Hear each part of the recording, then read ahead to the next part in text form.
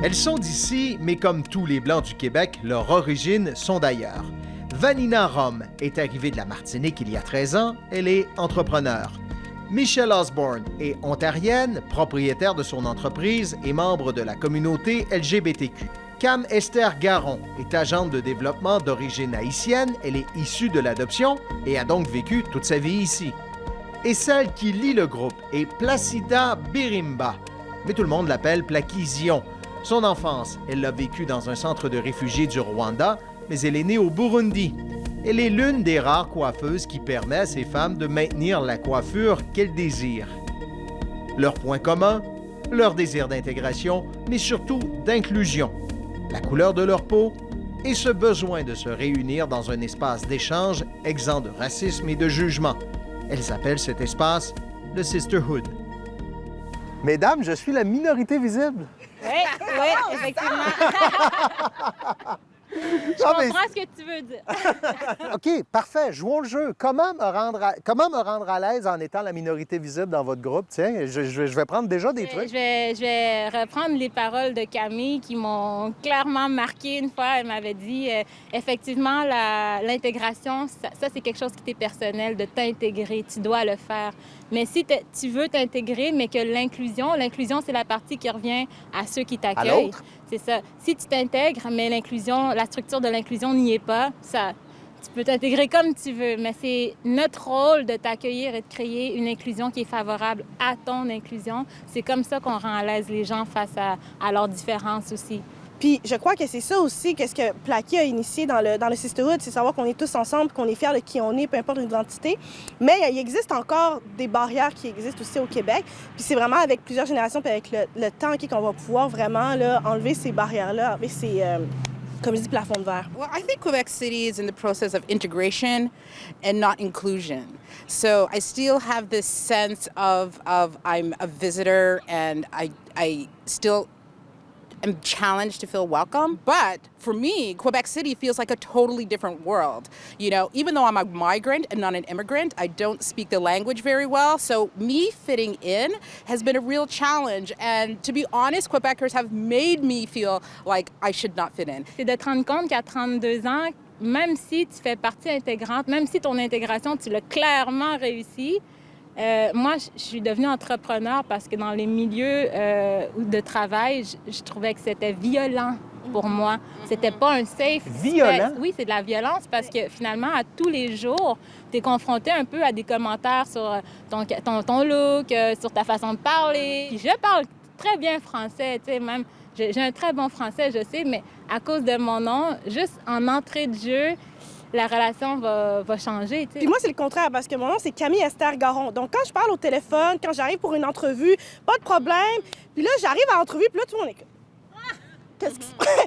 Puis même, des fois, ça arrive que... Des fois, ça m'est déjà arrivé que j'étais allée en entrevue, puis la personne a pensé que j'étais soit la cuisinière, soit l'assistante. Donc, déjà, là, parce que de un, il y a vraiment des biens conscients qui sont présents, puis beaucoup de micro-agressions. Tu sais, quand on parle de violence et de micro-agressions, on sent que... On n'est toujours pas la bienvenue ici, on dirait. Qu'est-ce que ça représente, le Sisterhood, pour toi? La bienveillance, la solidarité, le partage, la confiance, parce qu'on en a besoin énormément pour se sentir à l'aise, comme j'en parle souvent, dans l'environnement. Puis, on peut lâcher tous nos mots, alors nos douleurs, nos peines et à la fois nos joies. Michelle, I heard you say you feel safe with your sister. Well- You can be totally yourself? Oh, absolutely. I think the sisterhood space, for me, is a safe space. It's a space of community, of love, of encouragement. So the challenges that we have, we can talk to them amongst ourselves, support each other, and understand what each other is going through that you can't get elsewhere. So I think it's a really safe space for me. Des fois, faut choquer. Quel genre de commentaires poches racistes que vous avez entendus ou que vous avez subis?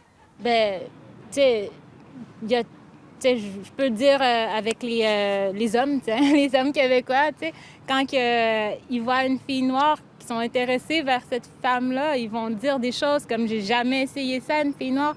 C'est comme en voulant dire tu nous rabaisses à un objet ou, ouais, c'est ça, ou moi, quand je suis en entrevue ou quoi que ce soit, « Hey, t'as vraiment un bon français ».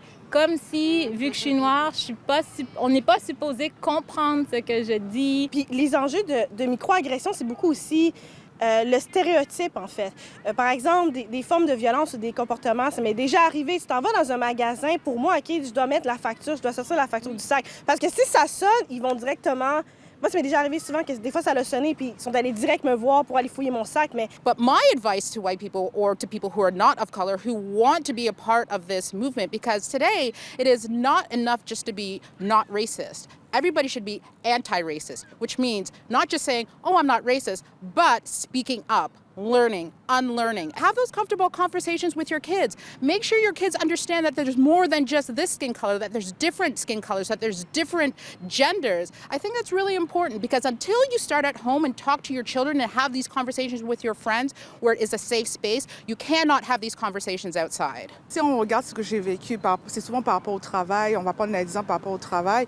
Ben, on m'a embauchée dans l'assurance qualité, mais avant ça, on m'avait dit ben, je t'ai prise, mais tu sais, dans le groupe, il y a quelqu'un qui est raciste, donc on ne sait pas si vraiment ça va matcher avec toi. Et non, voir que lui, il doit changer pour que je puisse me On vous a sentir à demandé de l'aise. vous adapter parce qu'il y avait quelqu'un de raciste dans le groupe. Ben oui.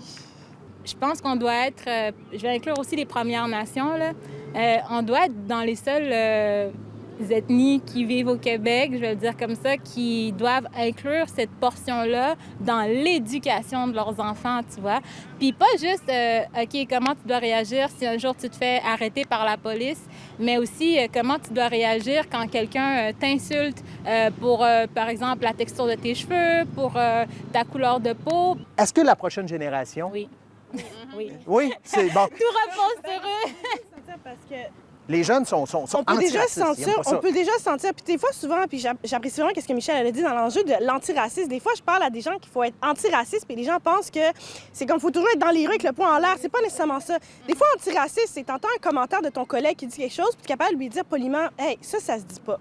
Puis c'est vraiment avec la conversation, ça commence aussi avec un dialogue. Puis je sens que la prochaine génération, ça s'en vient. Parce que qu'est-ce qu'on a vu en juin passé? On a vu ça en juin passé, c'était beaucoup des jeunes, puis aussi de plusieurs générations. Il y a une diversité intergénérationnelle où il y a des personnes plus vieilles que nous qui ont réalisé des choses, qui ont fait non, ça n'a pas de bon sens, là, il faut agir. Donc moi, j'ai très confiance à la prochaine génération. J'ai confiance aussi aux communautés interculturelles qui veulent créer le changement aussi. Puis j'ai confiance aussi à la diversité intergénérationnelle qui apprend beaucoup aussi de notre génération. C'est intéressant d'en parler, mais c'est pas, il faut continuer encore plus. Il faut encore plus d'espace, justement, d'échanges pour discuter, mais pas seulement discuter, mais mettre des actions pour ce changement. Ce qu'on fait, c'est juste une graine. Moi, je veux pas une graine, je veux des arbres. Vous voyez, nous sommes dans un coin où c'est magnifique. Mais c'est ça doit ressembler, le Québec. Donc, je veux que ça ressemble à ce que nous semons pour que demain, on n'aura pas à faire ce travail-là autant. À titre de minorité visible de ce groupe, je vous remercie beaucoup de l'inclusion. Je suis presque prêt à entrer dans le Sisterhood. Merci, mesdames. Merci.